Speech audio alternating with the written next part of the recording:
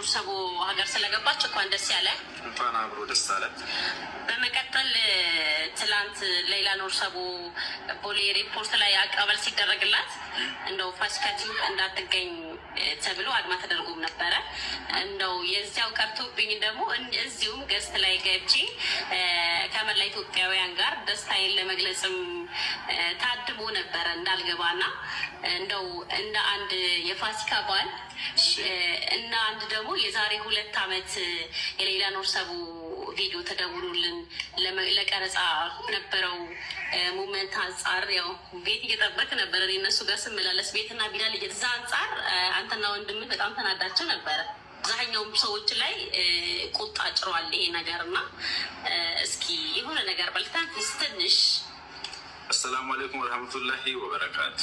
ውድና የተከበራችሁ በመላው ዓለም የምትገኙ በሌላ ጉዳይ ስትከፍ ስታዝኑ ስታለቅሱ ለነበራችሁ ሰው ዘር በሙሉ እንኳን ደስ ያላችሁ፣ እንኳን ደስ ያለን።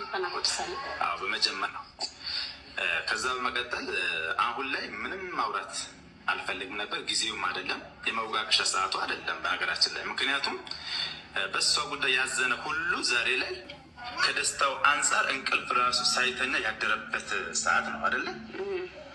ቤተሰቦቿ ደግሞ ከደስታ ብዛት ደስታውና ሀዘኑን ተደበላልቆባቸው የደስታ እንባ በመግለጽ ላይ ስለሆኑ እነሱም በድጋሚ እንኳን ደስ ያላችሁ ለማለት እወዳለሁ። በእርግጥ ከእናት ከአባቷ ቀጥሎ አቅፈሽና ስመሽ የምትቀበያት አንቺ መስለሽን ነበር ነው። ከዛ በተረፈ አንድ ነገር ሲደረግ በመጀመሪያ የሚታስበው ምንድን ተብሎ ወይም ሰው ያመሰግናኛል ተብሎ ሳይሆን አላህ ዘንድ ትልቅ አጅር አገኛለሁ ተብሎ ነው የሚሰራው። አንቺም የሰራሽው በዚህ ጉዳይ ላይ መጀመሪያ ተነጋግረንበታል።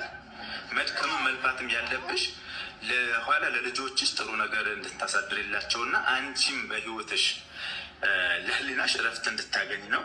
ጥሩ ነገር ስናደርግ ዋናው ነገር አላህ ጋር የምናስመዘግበው አጅር ይበልጣል። ለአንዲት ነፍስ ደግሞ የመዳን ሰበብ መሆን ማለት ወላሂ በጣም እድለኝነት ነው።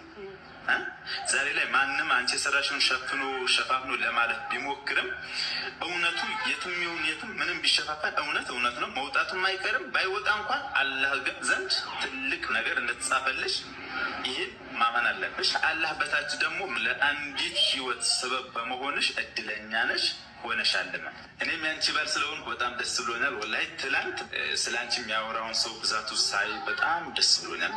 አቡ ቢላል እና አይውላችሁ በመጀመሪያ ደረጃ እውነት ለመናገር ፋሲካ ኢትዮ ወላሂ ዋጋ ከፍላለች። ለምን ካላችሁ እኛ እየተከታተልን ስለነበረ አይናችን በብረታችን ስላየነ ብዙ ነገር እንረዳታለን። ፋሲካ ኢትዮን ማለት ነው። በመጀመሪያ ደረጃ ፋሲካ ኢትዮን ይሄን ሼር አድርጋችሁ ለፋሲካ እንድታደርሱልኝ እፈልጋለሁ። ፋሲካ በጣም ጎበዝ፣ በጣም ጀግና፣ በጣም ታታሪ ልጅ ናት። ገባችሁ? ሀቀኛ ናት፣ ድርቅ ያለች ናት። እኔ በጣም ነው የምወዳት። በሁለተኛ ደረጃ ደግሞ ኦፍ ኮርስ እኔም ትቀበያታለሽ ብዬ አስቤ ነበረ፣ ግን አልጠሩሽም። ስላልጠሩሽ ደግሞ የሌላ ኑር ሰቦ እናት አባት